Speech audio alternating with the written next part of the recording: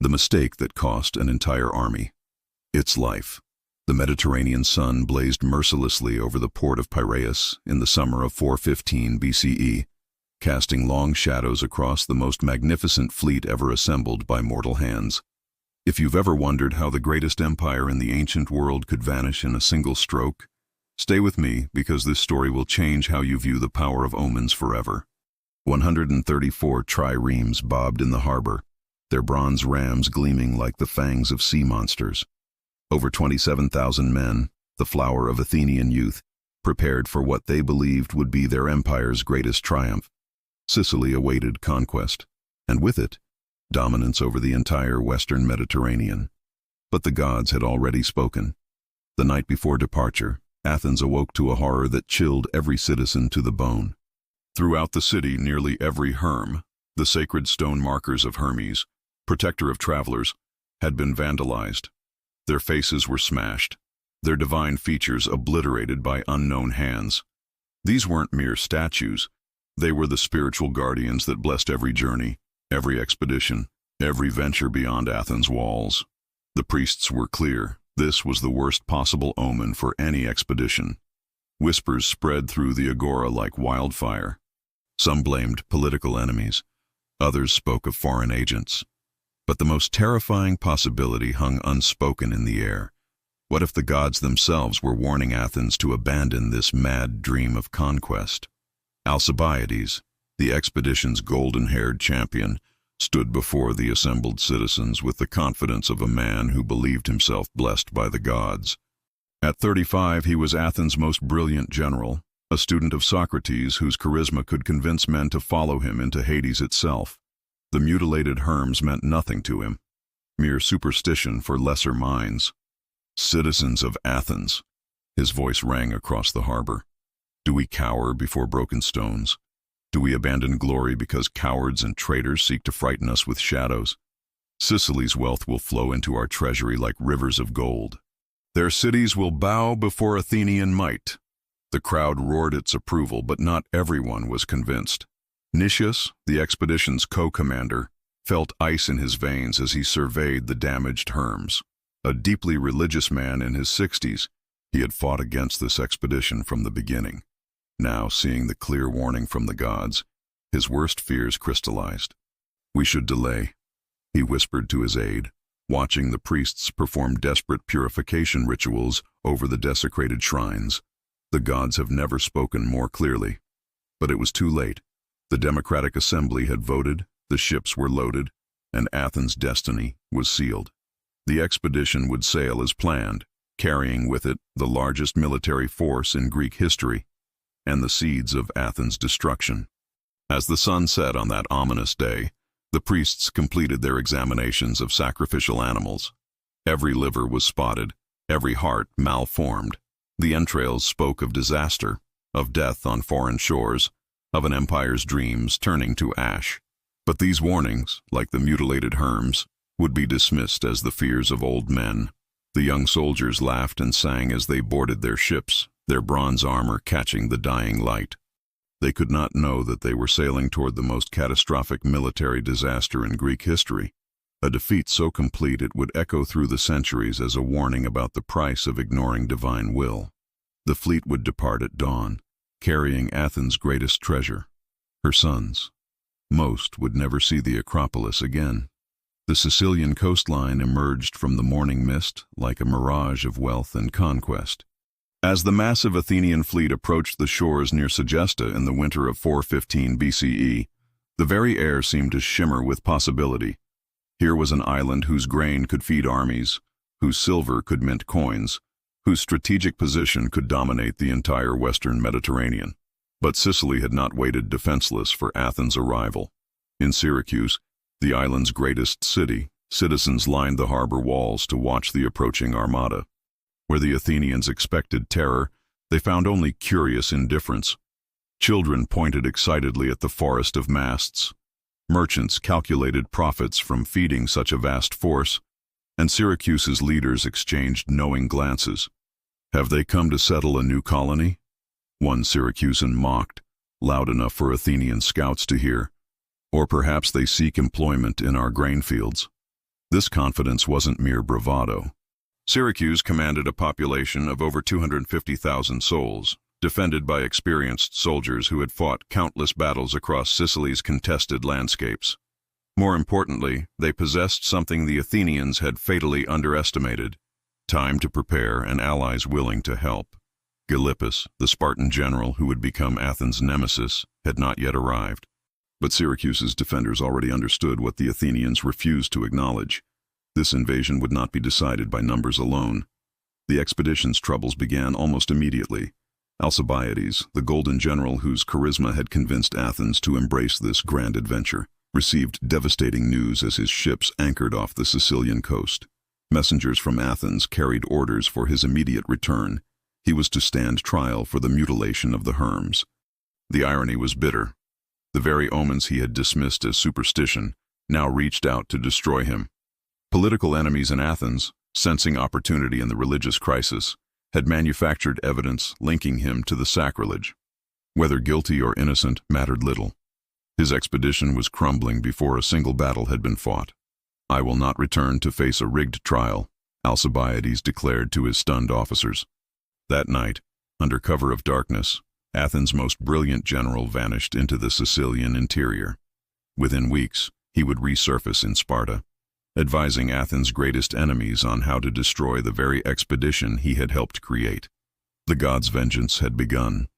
Command fell to Nicias and Lamachus, two men as different as bronze and iron. Lamachus possessed the soldier's instinct for swift, decisive action.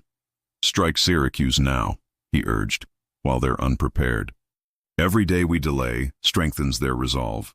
But Nicias, haunted by the destroyed Herms and convinced the gods opposed their mission, chose caution over courage. "We must build alliances first," he insisted. "Secure supply lines, establish proper bases." This fatal hesitation gave Syracuse exactly what it needed: time. Throughout the winter and spring of 414 BCE, as Athenian forces established camps and negotiated with minor Sicilian cities, Syracuse transformed itself into an impregnable fortress. Walls were strengthened, weapons stockpiled, and most crucially, desperate messages flew eastward across the Mediterranean to Sparta. The response exceeded Syracuse's wildest hopes. Not only would Sparta send military aid, but they would dispatch their finest general to lead the defense. The man's name was Gylippus, and his arrival would turn the tide of destiny itself. When Lamachus fell in a skirmish outside Syracuse's walls, pierced by enemy spears while attempting the bold assault Nicias had denied him, the last aggressive spirit in the Athenian leadership died with him. Nicias, now sole commander of the largest military force in Greek history, faced a terrifying reality. He was leading men he believed the gods had already condemned. The siege of Syracuse began in earnest, but it proceeded like a ritual of slow suicide. Athenian engineers constructed massive walls to surround the city, their bronze tools ringing against Sicilian stone in a rhythm that sounded increasingly like funeral drums. With every passing day, the expedition that had sailed with such confidence grew weaker, more vulnerable, more certain of divine displeasure. And then, on a day when the Mediterranean winds carried whispers of approaching doom, Gylippus arrived with his Spartan force. The balance of power shifted in a single moment, and Athens' dreams of Western Empire began their inexorable transformation into nightmare. If you're finding this story as gripping as we are, hit that subscribe button, because what happens next will leave you questioning everything you thought you knew about ancient warfare. The lunar eclipse of August 27, 413 BCE, painted the night sky the color of dried blood. For nearly an hour, the moon, that eternal guardian of travelers and sailors, vanished into shadow, leaving only a crimson ghost suspended above the trapped Athenian fleet in Syracuse's great harbor.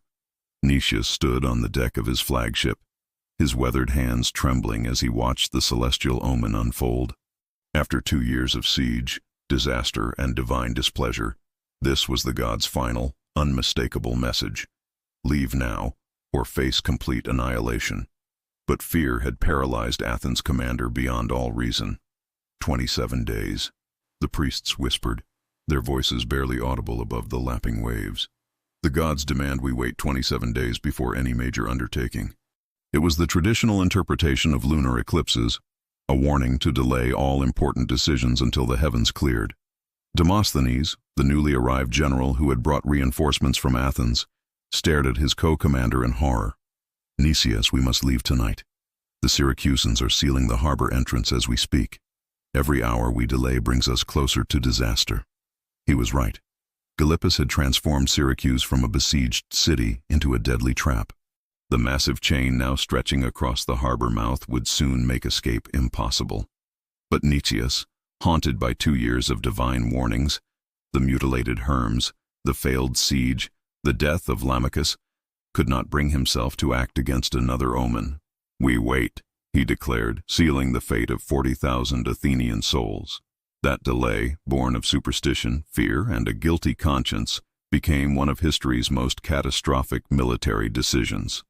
Within days, Syracuse completed its harbor blockade. The Athenian fleet, once the terror of the Mediterranean, became prisoners in waters they had meant to command. On September 3rd, in the greatest naval battle ever fought in Sicilian waters, Syracuse's ships smashed the trapped Athenian vessels against the harbor walls like toys in a bathtub. The massacre was total. Of the 134 triremes that had sailed from Piraeus with such pride and confidence, barely a dozen escaped the carnage. 30,000 experienced sailors, the irreplaceable backbone of Athenian sea power, perished in a single afternoon. But the gods weren't finished with their vengeance.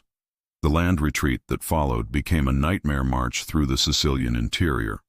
40,000 men, the largest army Athens had ever fielded, stumbled across hostile terrain while Syracuse's cavalry harried them like wolves pursuing a wounded stag. No food, no water, no hope. The Syracusans showed no mercy. These were the same Athenians who had come to enslave their city, destroy their temples, and reduce their children to bondage. Divine justice demanded a reckoning. Demosthenes' force, exhausted and demoralized, surrendered first. The great general who had brought Athens her greatest victories now knelt in the dust before his captors, begging for the lives of his men. The Syracusans' answer was swift: death for the leaders, slavery for the survivors. Nicias lasted 3 more days. When Syracuse's cavalry finally cornered his remaining forces near a muddy river, the man who had tried so desperately to avoid divine displeasure faced the ultimate irony. He would die not in battle, but as a prisoner, executed despite his captor's personal respect for his earlier role in negotiating peace between Athens and Sparta. "Remember me not as a general," Nicias whispered before the blade fell, "but as a man who tried to honor the gods." The surviving Athenians, perhaps 7,000 souls from an expedition of 40,000, were herded into Syracuse's stone quarries. These limestone pits, carved deep into the earth, became open-air prisons where Athens' finest soldiers died slowly of disease, starvation, and exposure under the burning Sicilian sun. Some few escaped. Scattered survivors who knew the works of Euripides by heart found freedom by reciting the playwright's verses to Sicilian audiences who prized Athenian culture even as they destroyed its armies. These handful of men eventually reached home, carrying news of the catastrophe. The impact on Athens was immediate and devastating. Upon hearing the reports, the Democratic Assembly fell into stunned silence. An empire that had dominated the Aegean for 50 years suddenly found itself defenseless, its fleet destroyed, its manpower decimated, its enemies emboldened across the known world. Within months, Sparta invaded Attica and established a permanent fortress within sight of Athens' walls. Persian gold began flowing to Athens' enemies. Rebellions erupted across the empire as subject cities sensed weakness. The Sicilian expedition, born from hubris, launched despite divine warnings, and prolonged by superstitious fear, had achieved something no external enemy ever had. It brought Athens to the brink of extinction. The mutilated Hermes had spoken truly. The priest's warnings had been ignored. The gods' patience had been exhausted. And in the end, the price of defying heaven proved exactly what the ancients always knew it would be: total destruction. Athens would struggle on for another decade, achieving occasional victories through desperate courage and brilliant strategy. But never again would Athenian triremes rule the Mediterranean. Never again would the city's young men march off to conquest with songs on their lips and confidence in their hearts. The lesson echoed through the centuries. When the gods send warnings, wise men listen.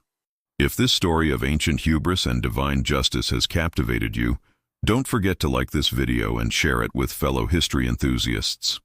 The ancient world is full of these incredible tales where human ambition clashes with forces beyond mortal understanding, and the results always make for the most gripping stories ever told.